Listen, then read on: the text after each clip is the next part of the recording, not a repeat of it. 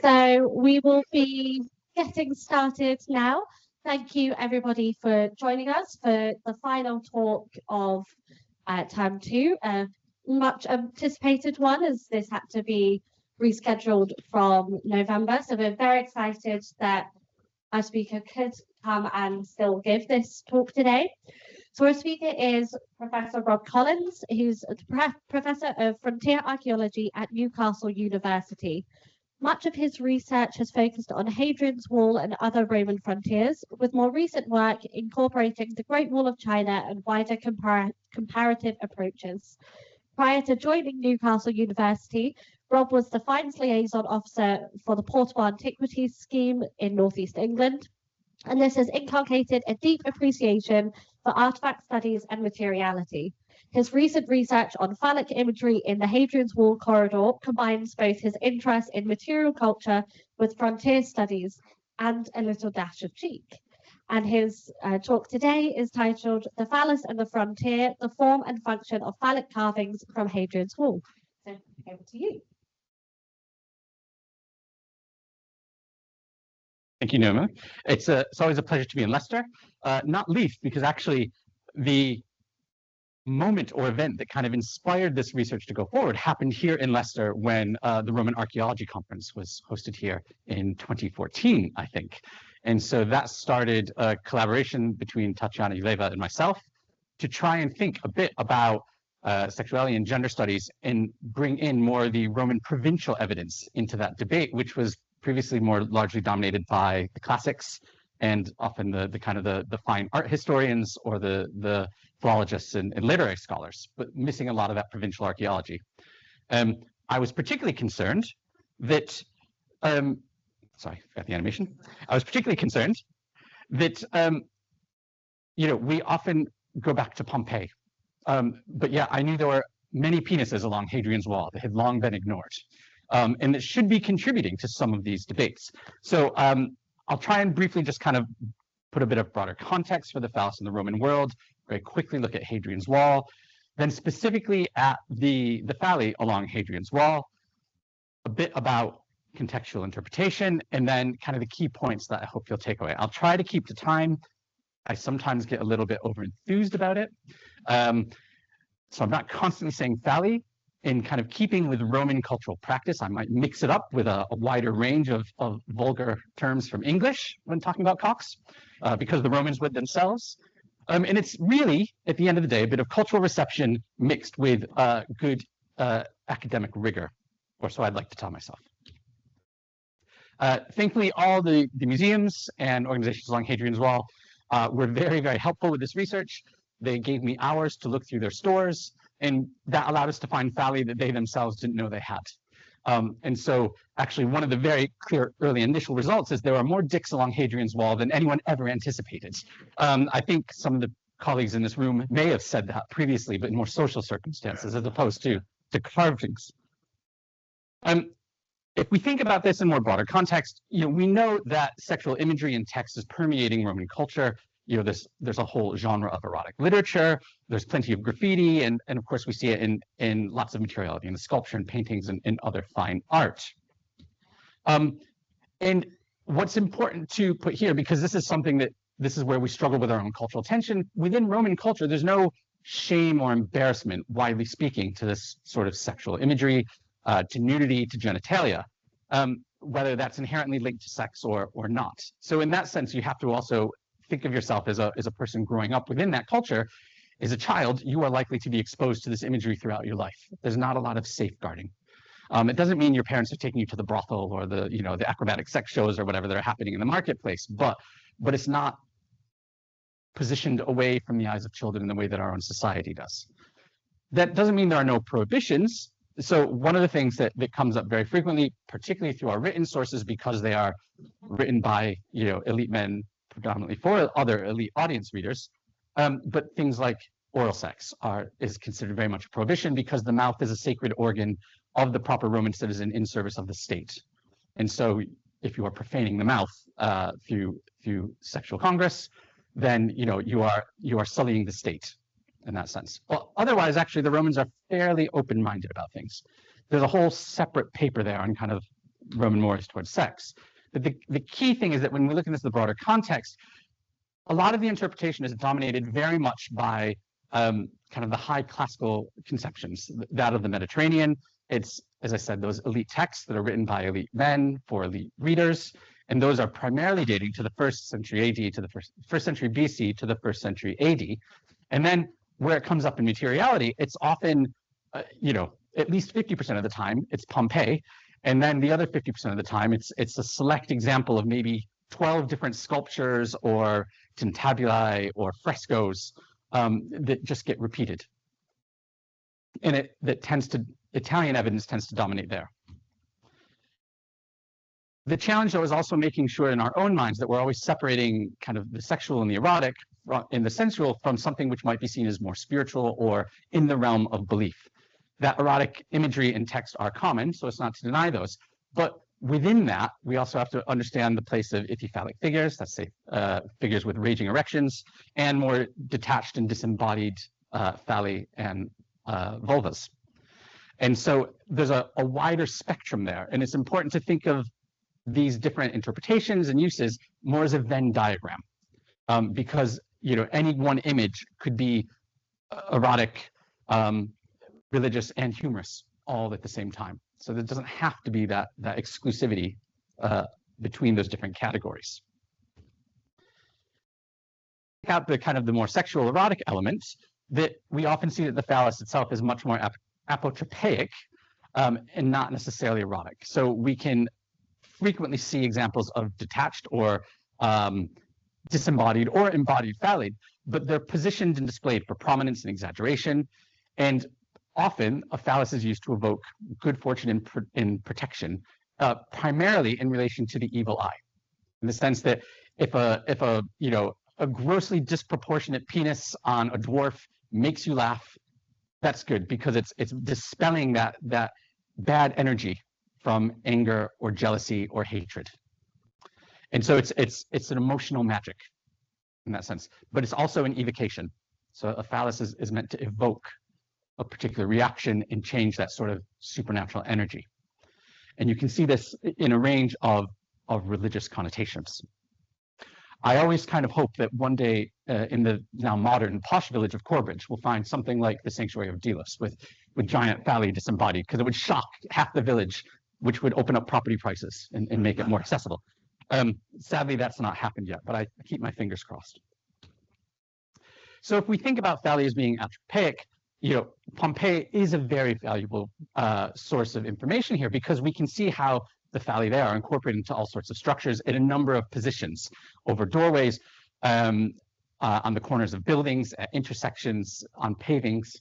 It's not that these phalli are pointing to the brothels as the common misconception has it, but they are occupying a space which is either liminal or a conjunction of different space. So if you think about space in terms of the vulnerabilities of space and the bad things, the misfortunes that can happen in that space, often the phalli are there to create a sense of protection to that space. The challenge, though, is that we can't always distinguish between the apotropaic and the erotic. So the example here is a carved wooden phallus from Vindolanda. It was found, I think it was the 70s or 80s, and it was written up in the archives as a darning tool. But is not a darning tool. It is a phallus. I think there's no getting around it. I worked with Rob Wood on this, and really, based on kind of whatever analysis we could complete, it was mostly down to deducing from wear patterns. And we came down to three most probable functions. As some sort of projection component of maybe a hern or a statue or stuck into a building, is in that sense apotropaic. It could be a pestle. So again, it's kind of apotropaic, but within a functional usage. Or the other possibility is that it could be a dildo. What textual reference we have to that sort of activity is often pointing toward leather. But if you look into a wider ethnographic survey, dildos are made in a striking and wide variety of materials, and don't necessarily meet modern consumer expectations in terms of shapes and textures and all sorts of things. That was a rabbit hole of research I never expected to go down. But But it is one that kind of reminds, again, that our modern categories of thinking can't always be applied, and we have to be very open-minded to how we would situate any such objects and interpretation. If we then kind of think a bit more about Hadrian's Wall, I'm hoping that all of you in this room are familiar with Hadrian's Wall, and if we think of it as a monumental frontier complex, it's not the frontier in and of itself. It is a border monument, a monument composed of many layers that we know from archaeological evidence was built under the reign of the Emperor Hadrian, so around AD 100. We don't know the exact date. We know that Hadrian visited Britain in 122. Traditionally, we ascribed the start of construction to his visit. We now think that actually maybe he was doing a building inspection when he visited. So circa 120. The exact date probably isn't as important as some people on Hadrian's Wall would have you think. But it's being built under Hadrian. In that sense, it is, very much a monumental imperial project with an emperor's purpose in mind. The important thing to know in terms of the context of this paper is that it's not, of course, just a wall. It's not just one long wall going from coast to coast. You've got a whole series of layers. So in terms of the linear elements that make up the monument, you have, sorry, I'll move to pointer. To the north of the wall curtain, you have a ditch. You then have the wall, or what we call the curtain. South of the curtain, there's a paved road called the Military Way. And then south of that, you have another monumental structure in its own right, an earthwork structure called the Vallon, consisting of a central ditch flanked by mounds. And so if you look at it in cross-section, and you think about how anyone might cross that monument, it's basically lots of up and down action in that regard. So the linear elements are layered, but monumental in their own right. And those are joined by a whole line of towers, or what we call turrets, about every 1/3 of a Roman mile. Mile castles, named in the clue, a very small fortified fortlet that have gates in them that are found every mile, Roman mile along going to the wall, and then the larger forts themselves, like this housesteads, which are about every 7 to 8 miles and are the main basis for the garrisons. So these are all military structures. In addition to those very clear military structures, there are bridges, there are a few kind of standalone gates. There are almost certainly other ancillary structures that are associated with the wall monument itself that we haven't discovered. But as I say, it's not just the giant wall. You have to think about this as a monumental military community with lots of different structures and functions and very complex hierarchical structured communities living in that space. And what Hadrian's Wall does have is a plethora of penises. Okay, we've got them in stone, in bone, and even in wood. Okay, I would say outside of Pompeii, there is no finer collection of cocks available in the Roman Empire that we can consider in some ways as a unified assemblage in a geographical sense. Interestingly, though, we have very few Phallic figures. We only have 3 carved like in stone as a carving. There's this graffiti figure from South Shields. It's hard to see in the stone itself. I'm not a naturally blessed photographer. If you trace over it, it's meant to show a figure holding his erection. I did have an audience member at one point, I was giving this talk in Cumbria, who thought it was perhaps a sheep or a ram doing something naughty to the man. But when in Cumbria, right?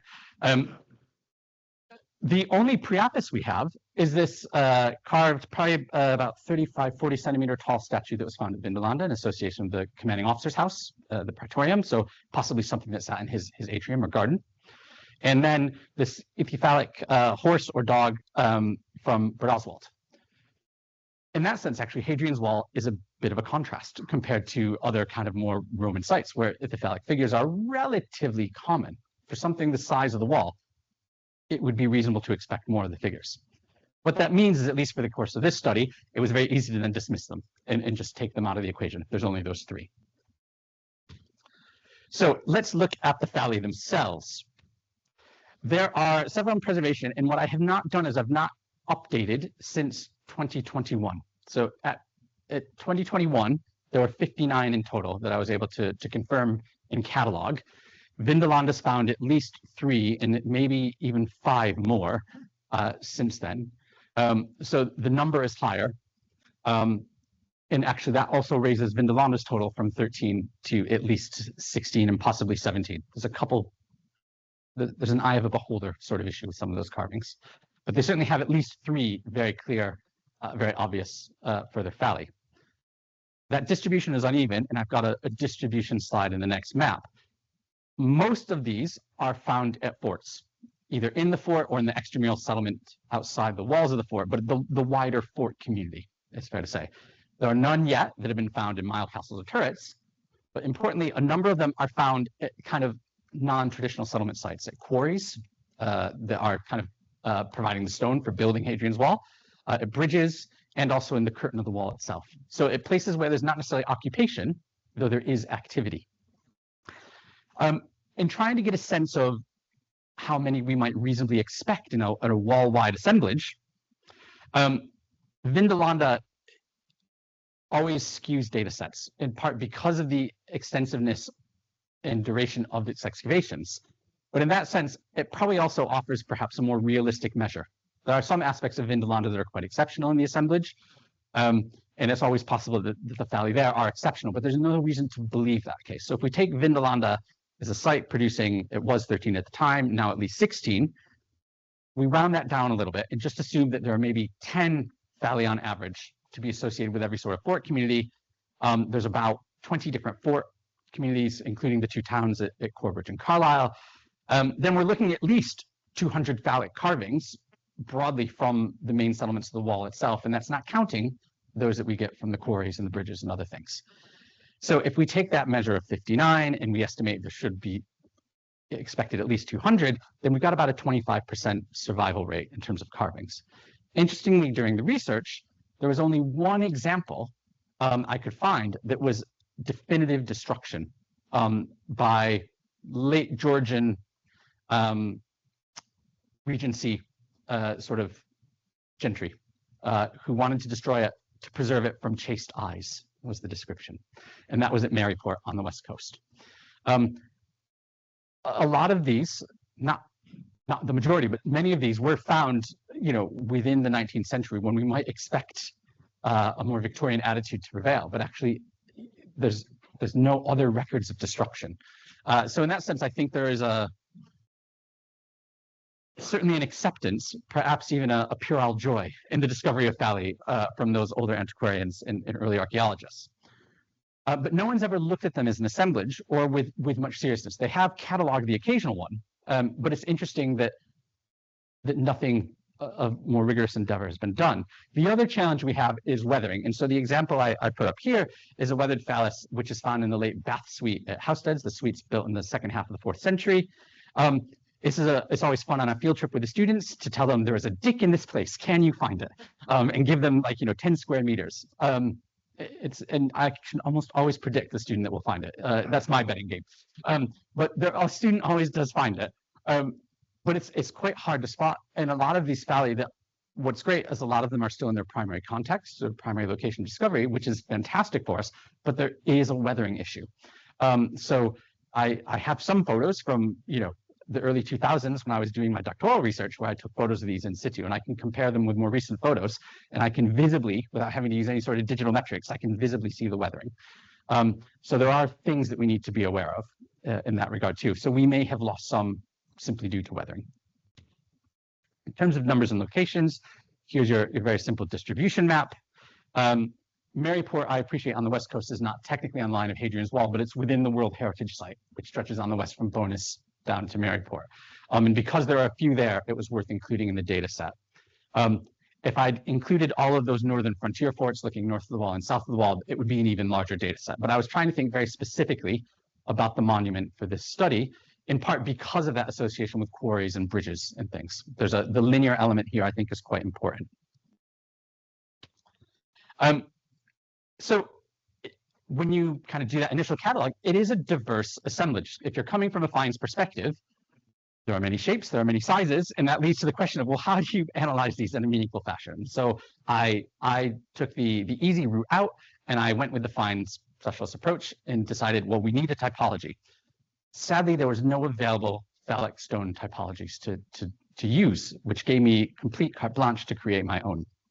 And so this took more thought probably than certainly anyone who manages me would like to know about. in terms of counting onto into those hours in reports. But the typology itself is relatively basic, relatively simple to use, and I will walk you through that. It rests on three primary factors. How is it executed, the phallus itself? What is the proportionality of the phallus? And then what's the morphology? They're all relatively simple, and actually, I think it's a very functional and very easy to apply typology. So if you find yourself wandering around the former Roman Empire, after this talk, I hope you can say, oh, that's a chunky rocket, or that's a slim split cock. It's very easy.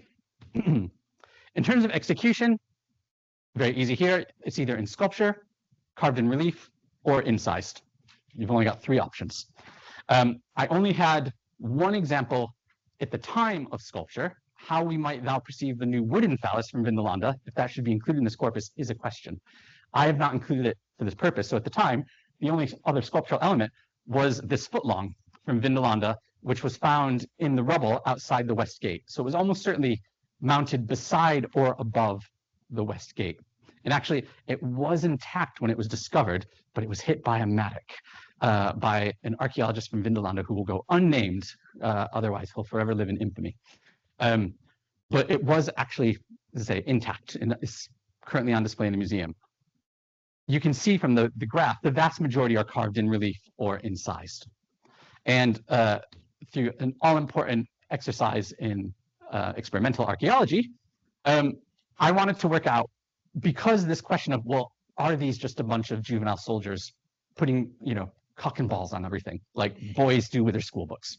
Is this just a bunch of bored Roman soldiers? So I wanted to test that. If you have a bunch of Roman soldiers building things, how fast can they knock one of these out and sneak it into the structure without their supervisor knowing? The image on the left, a really simple incision, took me about 10 minutes. I have no formal training in using any sort of quarrying implements or carving implements. They are modern carving implements, so it was a good, a good punch and a good hammer. But as I said, I went to this completely no prior experience in raw scale. So in 10 minutes, I was able to achieve the one on the left. In about another 30 minutes, I could turn that simple incision into relief. So, and that's, as I say, with no prior experience. And what skill is mostly based on having looked at too many of these before I attempted it. So you can whip up a phallic carving relatively fast with the tools that would be available to anyone doing the building. But it's not so fast that you are able to sneak it in maybe while your supervisor is not paying attention. And I think that element is important if we think about these stones and their carvings being incorporated into built structures. This is part of a practice and not necessarily anything which is meant to be snuck in or insidious or counterculture. Proportionality is the next element. There was a challenge here. I took many measurements, but testicles, they introduced a lot of variation and randomness into the measurements. And so in attempting to kind of do a maximum length and a maximum width, testicles, as far as I can tell, at least from the assemblage of Hadrian's wall, have no proportional bearing to the shaft itself. They can be grossly too tiny, like raisins, or they could be like bowling balls, with a twig. There's not a lot of consistency in testicular execution, shall we say. And that introduced quite a bit of variance in the measurements that kind of made the top graph not necessarily insightful. So taking another page out of Roman practice, I took the balls out of the equation and treated these a bit like more castrati and looked entirely at shaft width and shaft length. And again, there's lots of variation if you plot it as a bit more of a scatter. But what I noticed is that those clusters worked very well in terms of proportionality. And so what I would say is there's an aesthetic within the carver's minds of at least what the length and width of a shaft should be. That doesn't seem to apply to testicles. And so from those clusters, I was then able to determine three types of proportions. There's the chunky, which might in more modern parlance be called a chode. I thought average might have connotations that could be uncomfortable and perhaps confusing to a modern audience, so we went with mean. And then slim, for those that don't have much width relative to length. But that overall proportionality works out, and you can eyeball it before you measure it. So if you have to take a field measurement, or kind of ascribe something very rapidly, it's something you can do, but it very quickly works out into those proportions quite nicely. The greater challenge was capturing the morphology. Okay, now, as someone who worked for the PAS and had to put those specific finds types into the database on a fairly daily basis, there's nothing worse than what I think of as a stereotypical Uber-German typology, which is a long string of alphanumerics that you need, a 3-inch thick user manual to kind of refer to. I much prefer the typology which is instantly memorable and easily applicable. And maybe that's because I'm superficial and shallow, but that is what I created because I think like that. The trick to that is, of course, in the labeling, right? This is all marketing. When it comes to typologies, you want your type name to be able to rapidly tell you this is what I've got. And so I wanted to make use of the rich vocabulary of English language. It's not a typology that always makes sense to our European colleagues, but for anyone, fluent in, in smutty English, it works very well. So I came up with 9 types. You'll see from the totals, we don't always have those types present on Hadrian's wall. But again, I wanted the typology to be applicable across the Roman Empire, and so I did a wider consultation of the literature. And to make sure that the types I was seeing on Hadrian's wall could be found elsewhere, or to see if there were things found elsewhere that, as yet, we don't have an example of from Hadrian's wall. The beast, which I'll get to, being one of those examples. What you can see very rapidly is that the humble rocket is the most frequently occurring type. So I'll break those down very rapidly for you, because there's not that many attributes per type. It's very easy to remember. The rocket, as I say, it's easiest to remember. Think about a 4 or 5-year-old child drawing a rocket ship. The only thing that's missing from those images are some flames coming out the back. Okay, but it looks very quickly like a rocket ship. It's a plan view. Okay, it's not a profile view. But the key thing is that the shaft is generally straight, and it could be slightly triangular with the testicles at the base kind of to either side. The testicles are not always rounded. You have this really fantastic example here in the lower left, in which it's really, you could argue it's a filthy pelta if you want, or it's a phallus that's been conglomerated with peltaic decoration. So curly Q testicles, but looking like that typical pelta shape. The hammer, type 2, is very simple, something that looks like you could pick it up and slam something with, in which the testicles themselves are a bit like a hammerhead. Okay, so just imagine Chris Hemsworth wielding this thing in the Avengers. Again, this is a plan view, and actually that plan view is a more frequent display. Seeing a phallus in kind of profile is less common. The kinky winky, again, hopefully kind of is relatively self-descriptive. The main thing is that the shaft is quite curvy. Now, this could be something as simple as like that Nike swish. It could be much, much more curvy and S-shaped. And then you get other examples like this, where it's a little bit in the eye of the beholder. This could have maybe been a rocket, this one in the lower right, but is that just poor execution on the part of the carver? Is that an unfortunate life experience and reference model? Is it just the roughness of the sandstone that's being worked with? There's some subjectivity here in terms of how you, like as with any typology, in terms of where you would put them in. This example here from Chester's, which I've dubbed as a kinky winky, is very weathered now and quite difficult to see. There is an 1892 sketch of it, and they've drawn it as a bird. But I genuinely don't think it is. I'm trying to make sure I'm not become too, tunnel vision in terms of what I'm seeing. But I don't think it's a bird. I think it's a phallus with ejaculate. And I think it was the ejaculate that threw them, and they interpreted this bird feathers. Type 4 is the split cock. Again, it's usually an inverted V sort of thing, often depicted very linearly. I don't think I had any examples of this in relief. It was always incised, but it's a very simple, very quick form to execute. One example, though, was in tile. So simply just traced in with a finger to the tile from Carlisle. This one here, I've dubbed as a split cock, but again, with that sort of subjectivity, this could go into that final category, which is a bit more about ambiguity of genitalia, which I tried to label as lucky dip, so as not to, privilege any particular gender ascription. Type 5 is the pointer. This is the only type I had that the phallus is in profile view, in which the testicles are kind of hanging with gravity at the back. The double dong is type 6. That could be the multi-dong. There are other examples elsewhere in the empire where you have one shared pair of testicles and multiple shafts splaying off them. But along Hadrian's Wall, we just had the double dong. Key thing here is those shaft forms might be different. So you could have a double dong consisting of a kinky winky and a rocket, for example. So you can have layered fun with this one. Type 7 is running hard. We do have an example of this from Hadrian's Wall at Housesteads, but I've not been able to find the surviving example. All I have is this antiquarian sketch from the 1880s, or maybe 1910s, from Robert Blair's sketchbooks. In this case, you've got a phallus with chicken legs.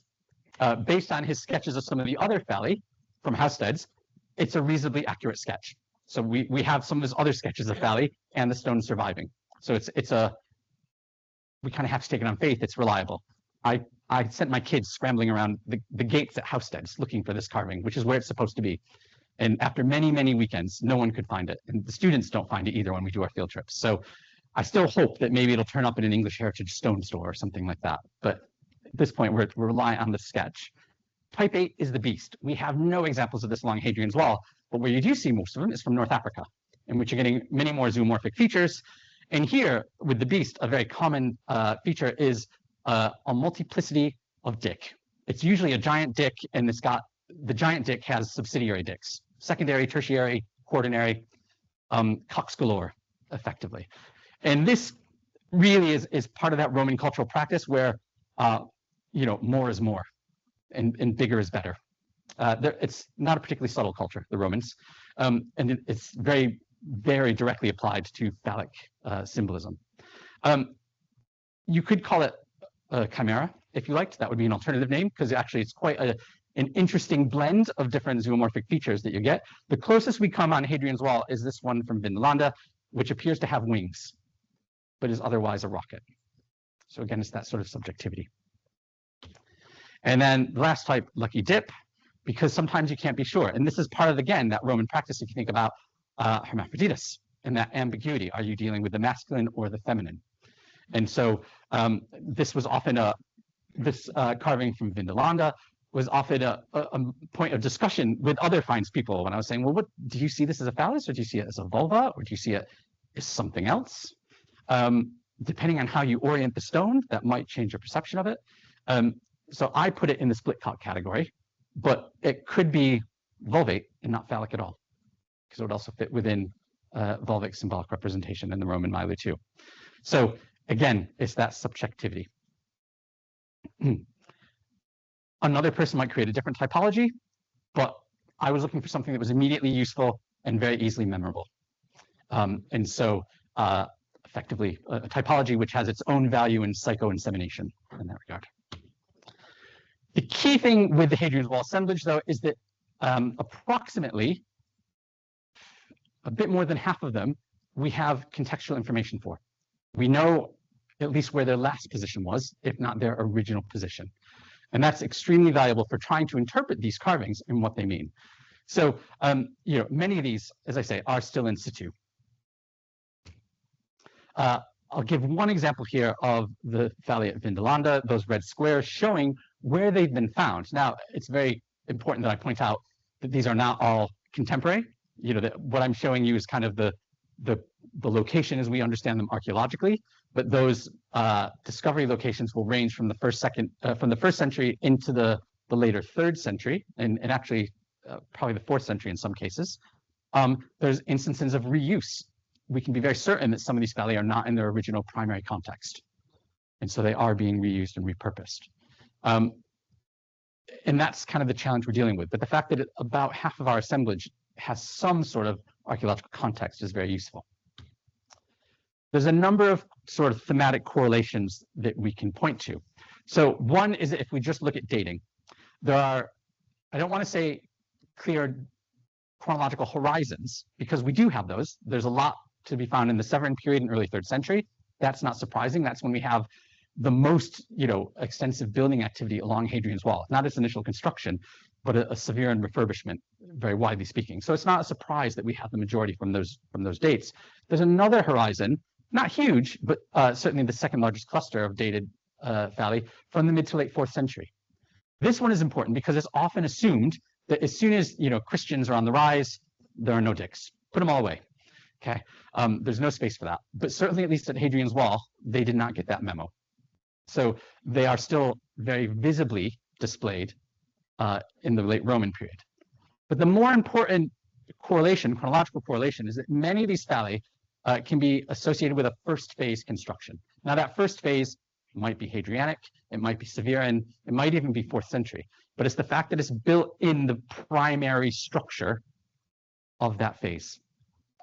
The phallus itself might be a reuse of one earlier, but it's still the first phase of that particular structure or site. And so again, it's that linking of the symbol to the structure from its kind of origins. And that's probably the key takeaway in that sense. And that gives it a bit of flexibility in terms of the dating, because it's more about when it becomes part of the space as opposed to the strict calendrical date of the space. The phalli are often found with associated symbols. We only have 8 examples of those from Hadrian's Wall, but if you look more widely across the empire, that's quite common. Another category we could look at would be the visibility, the extent to which these phalli are publicly visible, or are they built into spaces which would not be visible to the public very largely, or only seen in a private space if you're a privileged member of a family to see it in the house or something like that. And so that visibility, factoring that in, is important. There's also a high frequency of watery associations in terms of those find spots. So it bridges, wells, drains, baths. And then another correlation is the positioning of these phalli with a structure or a feature that can be understood as some sort of boundary marker, physical boundary. I won't go into all those in detail, but I'll just kind of quickly show you a few examples of the associated symbols. So very commonly, you have a phallus depicted with an evil eye. So the evil eye itself is in many ways meant to be the evil eye of the beholder. A viewer who is jealous or angry, someone who means you ill intent. And so the phallus is part of that protection against that. But there's also ambiguity and overlap here because the evil eye might also be vulvate symbolism. And so there's some ambiguity here, particularly when you have crossover or penetration between the phallus and that sort of lentoid or pointed oval evil eye vulvic feature. At Vindolanda, there's this fantastic carving of a phallus in relief, and then there's some sort of palm tree. No one understands what's going on with the palm tree, and we don't really have a good original context for this one either. This is a kind of a layering of graffiti. This one from South Shields, where you've got phallus that I put as a kinky winky, but you've got a horse and rider on it as well. And the horse and rider seems to be later than the phallus, from what I can tell, trying to attempt a stratigraphy of the carving, as it were. At Chester's Bridge abutment, one of the more larger and more prominent phalli in relief, there's something else that's happening to the left of the phallus, but it's a carving that was never finished.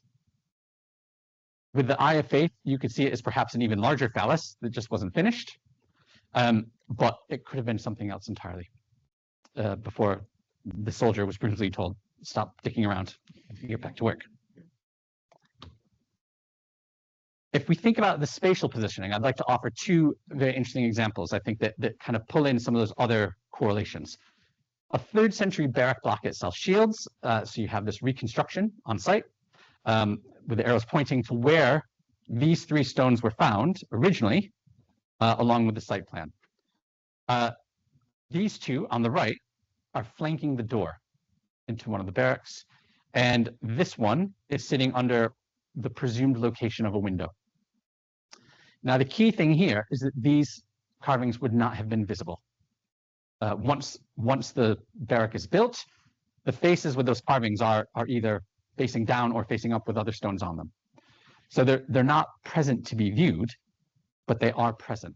And so in that sense, the key takeaway here is there's a carving for intentional investment. I think from this is a good example. There are other examples, but this is a very good one, that there is a belief in this as a symbol. In that sense, it's not just a silly bit of graffiti. There is a sense of, the phallus as an apotropaic symbol is to be taken seriously. And so they're doing that. They're making those carvings. They're investing it. Probably soldiers who are living in these barrack blocks, they're building them. They're investing it in these barracks, even if people can't see that they're there. Another case, which I think is even more intriguing, is if we look at the 3 remaining phalli that survive in situ in the wall curtain. And these are found at Bad Oswald.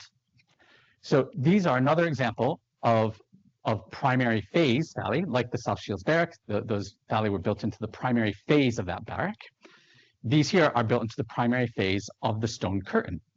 But here, the stone curtain is secondary to the previous wall curtain, which was built in turf.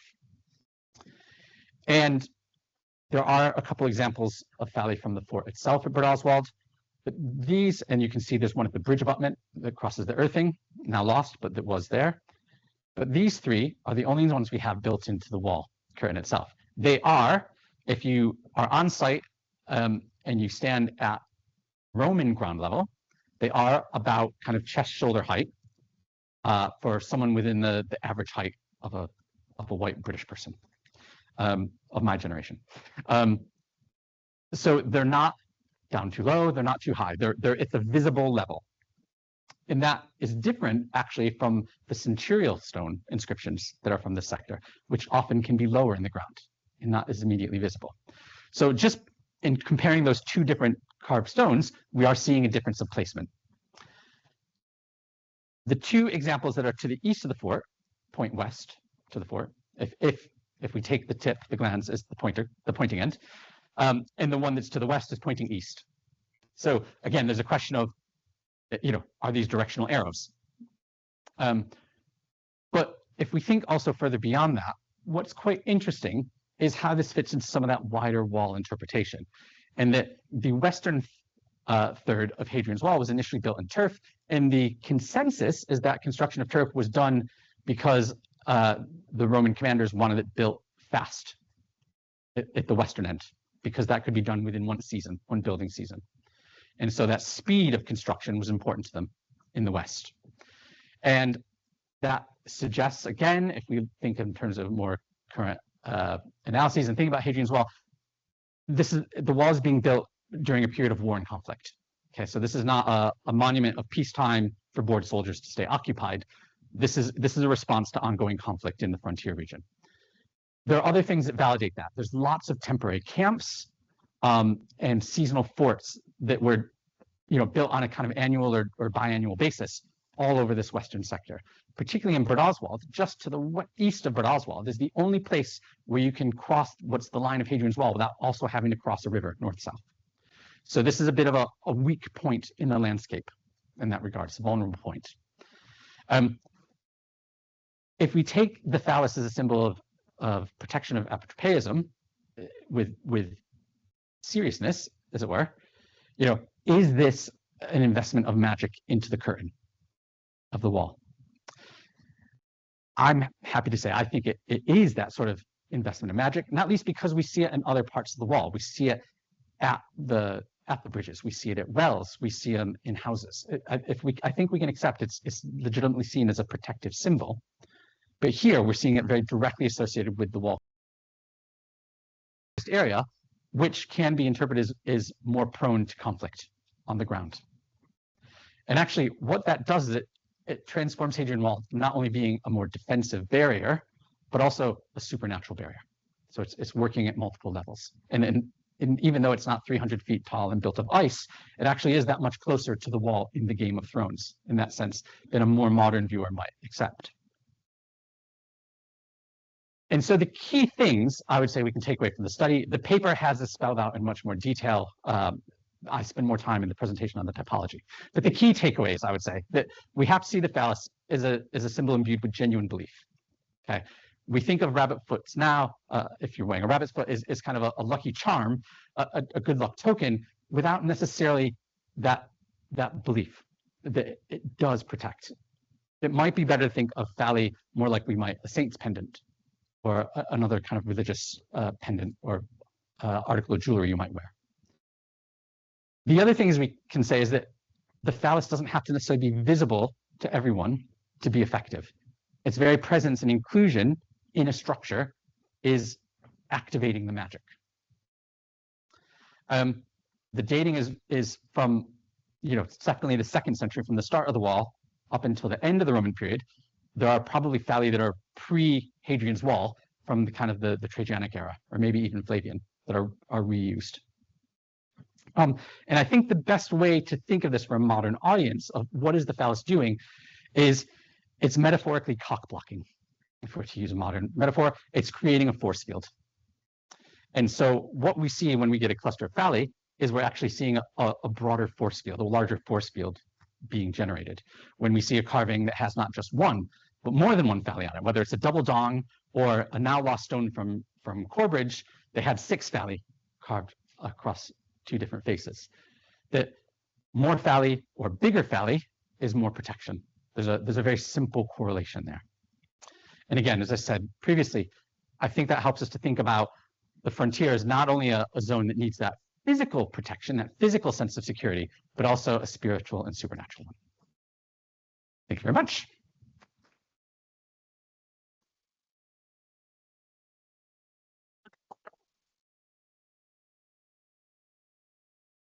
That was brilliant. Thank you. And some, I think, quite memorable quotes from that talk. We'll now open it up to any talks from our audience, both in person and online, if anyone would like to kickstart us. Right at the back again, get our steps up. Thanks, Rob. Is there a slight danger in assuming that all of the cocks do the same thing? Yes. That given you've got different stylistic images, but also clearly there's a different function if that is a dildo rather than a picture. Some of these are for use rather than ostentation, if you will. There is a possibility, isn't there, that a particularly dangerous bit of the line is just where you have a lot of soldiers who are bored and drawing cocks, and that might be different from people elsewhere having kind of a ritual function. Yeah, I tried to analyze the assemblage with a more skeptical approach in terms of almost trying to be dismissive. Looking for it's just silly graffiti. There's no correlation between any of those types and when we have a find spot or context for them with that. So there's no prevalence of a certain type to be associated with bridges or water, for example. But that's also partly skewed by the data set. The rocket is clearly the most frequent type. It overshadows every other type. So in principle, while there's a diversity of form, in practice, we're not seeing that full diversity employed. And so if we take the rocket as kind of the baseline universal, which has the most associations, the most context, that is potentially being deployed as a morphology for slightly different functions. And I think the challenge is then how much do we separate or split out an apotropaic purpose associated with water from an apotropaic purpose associated with a lived building structure. That what the phalli might be defending against or keeping out might be different. The association with bridges, prior to even with modern water management, the rivers and burns along Hadrian's Wall have lots of flash floods. It would have been far more exaggerated in Roman times. And with that kind of thinking about nymphs and supernatural spirits that inhabit bodies of water, I can see a phallus at a bridge is a way to try and keep the local nymph from being too destructive. Because we have plenty of historic examples of bridges across the Tyne or the Irthing being swept out by flash floods, built by Georgians and Victorians. So that would have been a likely problem for the Romans as well. Should we see that phalli directed against kind of, nymphaic seasonal power is something different from the phalli that are in the curtain? I'm not sure we have enough examples in context to say that.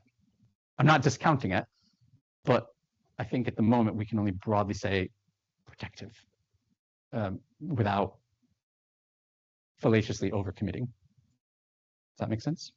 It does, but I mean, as you said yourself, a lot of people talk about Yeah. And in that sense, Occam's razor. Yeah. I would suggest that at least some of these are going to be people just growing up. Yeah. I think the examples from the barrack itself shields, I think are some of the best ones of these would be quick and fast to knock out. They could do it in a handful of minutes, each one of those. And in fact, probably less than 10 minutes. They're quite simple. They look more coherent in a photo at this zoom than they do sometimes in person. But the weird thing about those, sorry, just to see obsessed about being as part of my school. There's a range of people quite often in school graffiti. There is this stand. I remember changing schools in the way in which you drew a novel. It's weird that they say building that drawn in radically different ways, they're different typology. Yeah. Rather than it being. Yeah. And in a best guess, you've got. I mean, this could have been a race by 3 different soldiers to say who can knock one off the fastest and get it ready to be put in the barrack, before the centurion comes around and gives them a swift kick up the arse. I mean, you could say it like that, in the sense that it is a bit of play, and I can't discount that for all of them. But there are some of those phalli that I think we can discount it for, simply just because the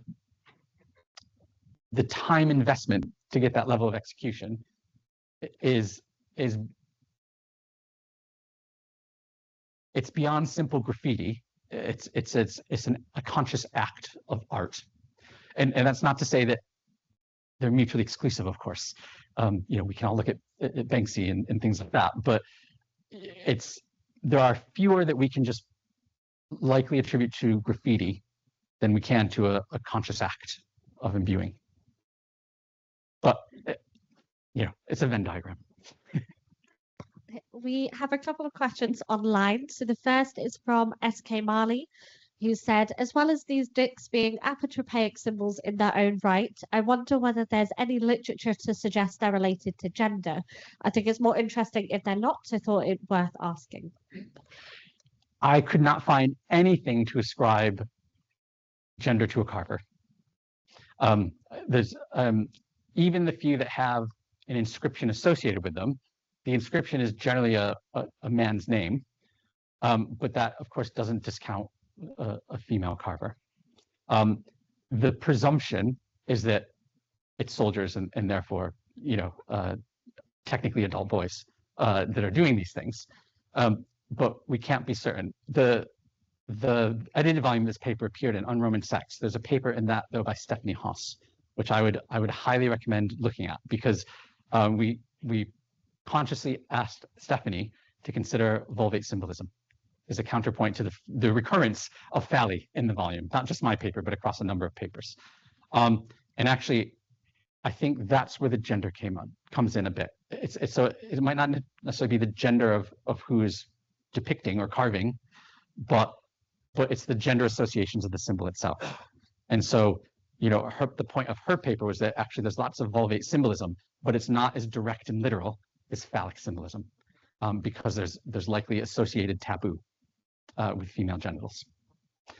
So the gender element, as far as we can tell, seems to be coming in terms of interpretation and reception. We can't say with who's making them. And Kate Hawkins has said, as a pottery person, I very much appreciated your typology, and I'm now wondering if it would add another level to interpreting some of the Roman vessels we have in Britain with deliberate molded phalli too. Yes, yeah. I very consciously selected just the stone carvings. Another scholar, Adam Parker, based at York Museums Trust, he looked in his PhD, which was based here, in fact, I think, at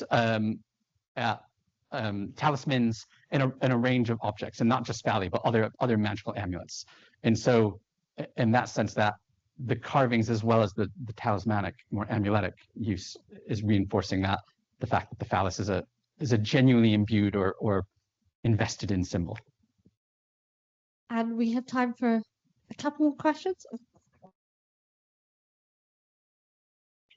Hi, thank you for the talk. It was fantastic. I'm intrigued by the example of the hidden ones, and it brings to mind some of the examples from later periods of portrait symbols in thresholds and things, witch bottles, shoes under the fireplace, that kind of stuff. And I wonder if there's any link, if there's any continuity of phallic symbols being used in later periods in that way.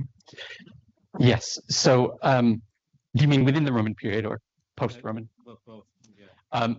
I'm not aware of any post-Roman reuse of Roman phalli, but certainly within, Roman phases of Hadrian's Wall, there's very definite later reuse. So the split cock that was in a tile from Carlisle, that's in the first phase construction of a Hadrianic building, but the tile itself seems to have been reused from an earlier, probably timber phase of the fortress or the fort there in Carlisle, based on a range of reasons. So that's one example. The example that I provided at the late baths at Housesteads, the one that I showed with the kind of, we don't know if that's originally carved in the 4th century. The building it's in is a de novo 4th century kind of construct, that bath suite, but we can't be certain that the stone isn't carved earlier and then reused and placed prominently in the bathhouse. Those mid to late 4th century examples are the really challenging ones to know how many of them were carved new and how many of them are reused, because it's quite common within those later 4th century structures to simply just reuse all the materials from earlier. But we shouldn't exclude the possibility that some of those are new carvings. And that's probably one of the greatest challenges, I would say. And I have a quick follow-up question about the general context. Mhm. You mentioned things like boundary features, thresholds, wells, and those are typically features that are often associated with lots of different types of ritualistic deposition. And I wonder how much of that is unique to phalli and how much of it is there are portrait places that have things put in. Yes, yeah, you're absolutely right. I think what is probably worth noting is that certainly I wasn't seeing other carved symbols at those locations where the phalli were in situ. So it's not like I could say, oh, well, there's phalli here, but also, there's palm leaves, or, it was only the phalli in that regard. That watery deposition issue is really tricky. We can see complex structured deposits happening in various places, Coventine as well, along Hadrian's Wall being the very famous one. There are no phalli from Coventine as well, though, for example. Sorry, I've got a picture here that I can. This one in the center bottom is at Vindolanda, and this is a drain coming out of the Principia. So this is a good example of one in situ. It could easily be reused and was originally carved and placed elsewhere, and it's just being reused when they're rebuilding the Principia. And this phase, I think, was late 3rd, early 4th century. This drain. There's no obvious reason it has to be there. It's not near the source of the drain. It's not near the outlet of the drain. It's just kind of midway along it. But you can kind of see in the photo, close to where the drain is going out of the wall of the building itself. And so that's some of that potential threshold between the interior space of the building and the exterior, where the drain might be the vulnerable channel for any bad juju. But a lot of this is nebulous, ambiguous. It's hard to say with certainty and specificity how we can interpret these. So it's, I've taken a zoomed out approach to try and pick out those. Someone with much better insight into ancient belief, I think, could do much better work. I was mostly cataloging all the clocks, if I'm honest. Okay, I will leave the questions there, but do join us at the Marquis of Wellington to continue on the conversation. I know I definitely have a lot of questions for you. While this is the end of the Wednesday seminars for this term, the Museum Studies seminar series is still going on. The next one is tomorrow, which you can join online or in person in Sir Bob Burgess 205. And it will be Dr. Jamie Larkin from the University of Warwick on more than just selling photographs, the emergence of the museum sales professional. And just a really quick thank you to our in-person and online audience, not just for today, but for this whole term. And a final thank you to our incredible last speaker. Thank you, Olga.